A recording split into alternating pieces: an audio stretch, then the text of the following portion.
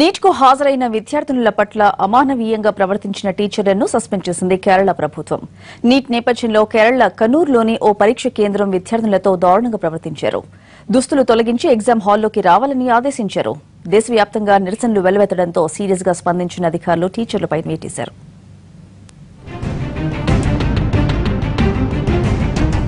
Neat పరీక్ష రాయడానికి వచ్చిన విద్యార్థుల విషయంలో అమానుషంగా ప్రవర్తించిన 4 టీచర్లపై వేటు వేసింది కేరళ ప్రభుత్వం.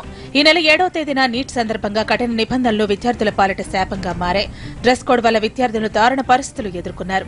కేరళలోని కన్నూరులోని ఒక పరీక్షా కేంద్రంలో నీట్ పరీక్ష రాయడానికి వెళ్లిన ఓ విద్యార్థిని బ్రా ధరించడంపై అధికారులు అభ్యంతరం వ్యక్తం చేశారు. పరీక్షకు కూర్చునే ముందు లోదుస్తులు తొలగించి రావాలని ఆంక్షలు విధించడంతో ఆమె కన్నీటి పర్యంతమైంది.